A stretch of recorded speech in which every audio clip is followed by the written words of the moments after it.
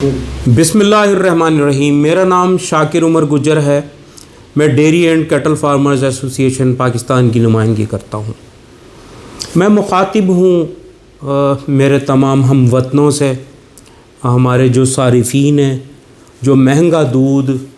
یا دیگر اشیاء ضروریات کی قیمتیں بڑھنے سے پریشان ہیں۔ پر ہم آپ کو یہ بتا دیں کہ ہم بھی بہت زیادہ پریشان ہیں۔ کیونکہ دودھ کی پیداواری لاگت دن بدن بڑھ رہی ہے اور دودھ کی قیمتیں 300 روپے لیٹر تک ہونے کا خدشہ ہے۔ تو اس کے عوامل بھی میں آپ کو بتا دوں کہ جی ہماری جو وفاقی گورنمنٹ کی پالیسیز ہیں ماضی میں بھی یہی رہی کہ اجناس کے بائی پروڈکٹ کی ایکسپورٹ پہ پابندی کا ہم بارہا مطالبہ کرتے رہے پر نہ کیا گیا۔ اب بھی جو وطن عزیز کے مویشیوں کے لیے چارہ پیدا ہوتا ہے 45% چارہ وطن عزیز پیدا کرتا ہے، اور ہماری اطلاعات کے مطابق یہ نیشنل ایگریکلچر ریسرچ سینٹر کی رپورٹ ہے، اور وہ چارہ ملک کی ضروریات پوری کیے بغیر اجناس کے بائی پروڈکٹس وہ ایکسپورٹ ہو رہے ہیں۔ تو میں یہ کہوں گا حکومت وقت سے کہ جناب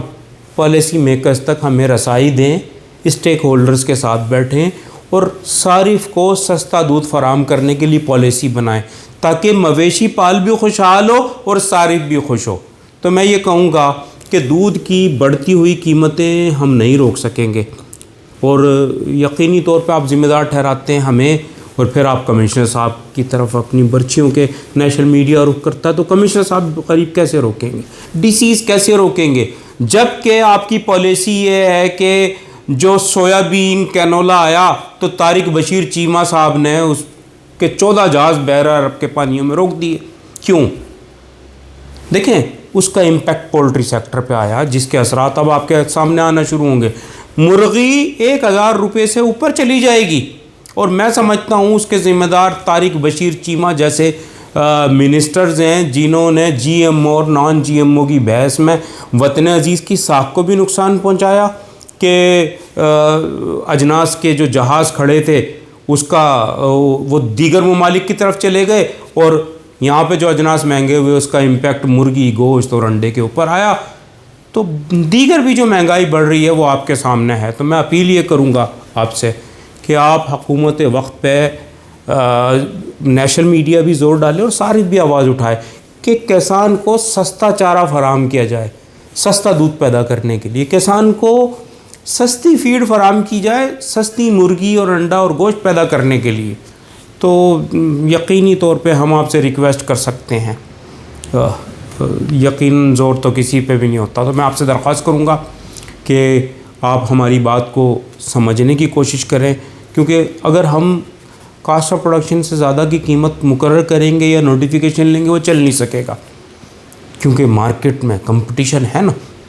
تو وہ کمپٹیشن پھر جو ہے قیمتیں کم کرنے پہ مجبور کرے گا۔ پر کمپٹیشن آپ کو پیدا کرنا ہوگا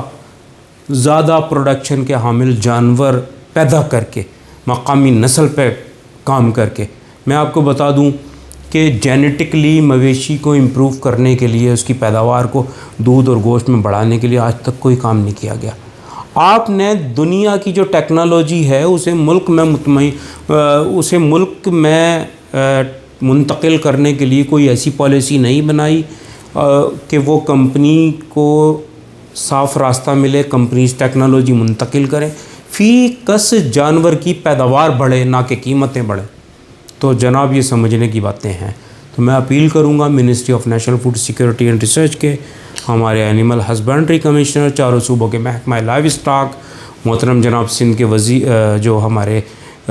منسٹر ہیں جناب عبدالباری پتافی صاحب، پنجاب کے منسٹر اور دیگر جتنے بھی صوبوں کے جو منسٹرز ہیں وہ دودھ کی پیداوار بڑھانے پہ کام کریں، مقامی جو مویشی ہیں ان کی فیکس پیداوار کو بڑھانے پہ کام کریں،